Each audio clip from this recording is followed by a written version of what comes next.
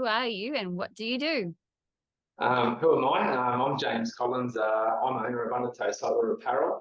I'm an avid game fisherman and lucky enough to be able to fish the Great Barrier Reef, especially during heavy tackle season. How did the opportunity come up for you to first fish the Great Barrier Reef?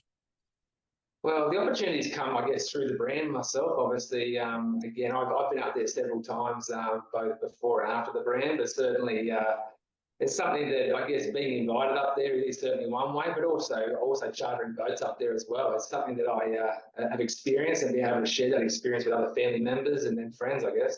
Compared to some of the interviews we've done already, you're coming in as the angler side. What is the big attraction to you to the Great Barrier Reef as an angler? I think as an angler, the Great Barrier Reef obviously is so unique, and I think as you and I both know that, and I'm not sure everybody knows that, but certainly the elusiveness of or the opportunity to be able to catch a giant a grander basically obviously is on everybody's mind. Yep. But I think I personally haven't caught one myself, but certainly the Great Barrier Reef has so much more to offer than just that. But certainly that is the draw card for sure. What do you think is attractive about the whole liveaboard experience?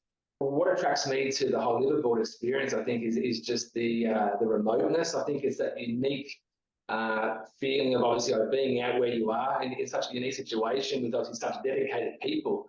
I think that's such an important thing that people probably don't appreciate or understand. Is just the dedication that obviously the skippers and crews put in leading up to, during, and after those events when they are doing trips up there. I know firsthand from very close friends just how much effort is put into it. Yeah, there sure is. You said you haven't caught a grander yet, but you certainly have caught some big fish. Tell me about some of those. Look, I must admit, the fish that I've been involved with, and again, when I do go to the reef, I have been an angler, but most of the time I actually enjoy spectating, to be honest with you. So it's something that I haven't witnessed a big fish. Certainly much smaller mid-range sort of fish, but yeah, definitely not big ones. So it's something that's still obviously on my mind and something that I strive to either be part of, as in being on the boat, not necessarily have to be on the rod, but certainly it is up there to be one of my goals for sure. And I think it's across the board with all types of marlin fishing. I mean, even in my my local grounds. I mean, even just taking juniors out or taking females out for their first time, I get more enjoyment in I guess being involved, being a decky, or just helping out amongst the crew to see someone else catch something. I think to me is I get more enjoyment out of that basically. We're certainly up there with those big fish and not so big fish, but it's a bit of a special experience, even a bit of a team experience, regardless of who's on the rod themselves. 100%, and that's fishing in general. I think, Helen, the fact that obviously everyone has a role to play, especially with the crew, obviously more so. But certainly, it really is a team effort and something that I think is celebrated, obviously as well. I mean, obviously it's something that the angler doesn't always, or he might always get the gratitude, but I think it's got to be shared across the board. I think, and maybe sometimes the others don't get the gratitude they deserve. We were talking and you mentioned that COVID allowed a lot of Australian anglers that might not have had the opportunity before to fish the reef. I think definitely. I know I for one was up there the day that the borders opened. I think it was November 5th. I think it was 2021. I think it was. Yeah. So I recall waiting for the Queensland Premier to open the gates, and we'll fly out the next day, literally, and we arrived in Cooktown 2 days later, I think it was. So certainly, I think what was really interesting there during COVID was that, as you just mentioned, I think there was an opportunity for a lot of, I guess you could sort of say, I mean, average fishers across Australia had the opportunity to be able to go and fish the reef because obviously a lot of the internationals couldn't come over. So I think it was something that was I think embraced, certainly, I think, and it certainly has become a little more common knowledge now amongst, I guess, for southern states, I guess you could sort of say. So do you have any favourite part of the reef? Look, I must say, obviously, Ribbon's number 10, obviously. I think just in enjoying wise, obviously, Lizard Island's beautiful, obviously. Seeing that again, I haven't spent too much time on there, but using the anchorage, etc., is pretty cool. The cod hole, obviously, that's something pretty scary but special, obviously, to be able to swim in that.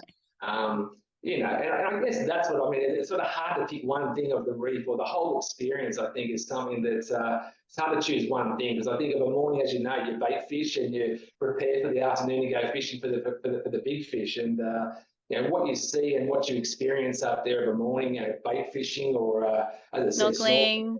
There's just so much to do on the reef, you know what I mean? I think it's one thing that as I say, to be able to experience that all in sort of, I guess, one trip is it's pretty unique. And you've got some pretty special places out there that haven't been, I guess you could sort of say, too many tourists have been out there and ruined it, you know, so it's pretty untouched when you with the majority of it, for sure.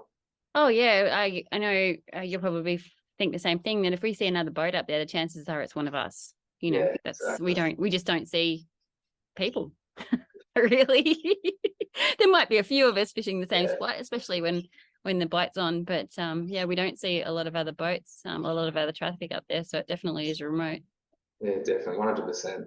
I think in the general sort of sense of the Australian anglers, I think doing what you're doing, promoting the reef, promoting the sport, I think it's really good, because I think, as I sort of say, I think there's a lot of anglers out there who probably aren't aware of just how unique and special the place is up there.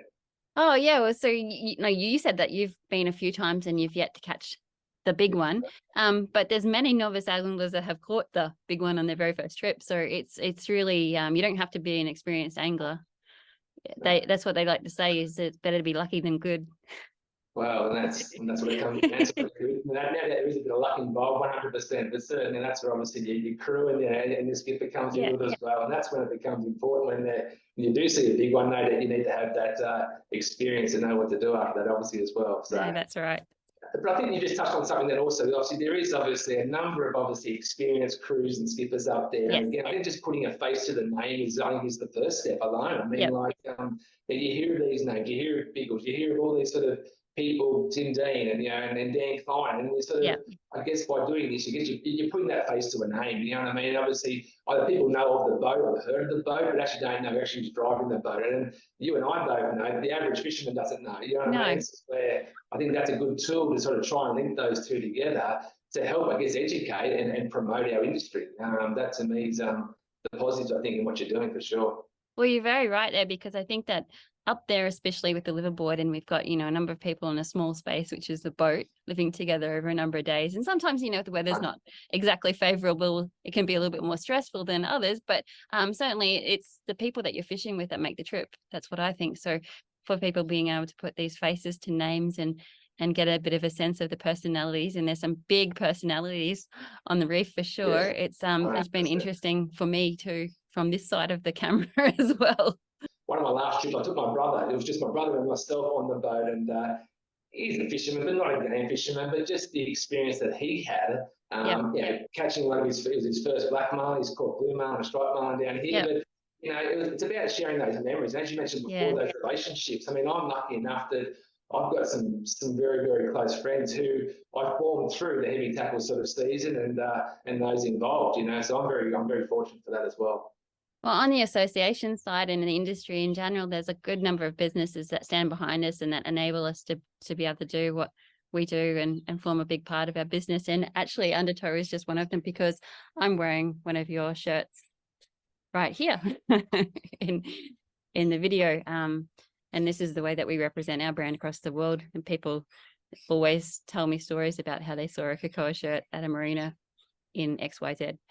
Wow, so there you go. Well, look, and another appreciative thing of me as well is that to be able to be involved with people such as yourself and other leaders in the industry as well is something I'm very humbled about, and certainly I appreciate.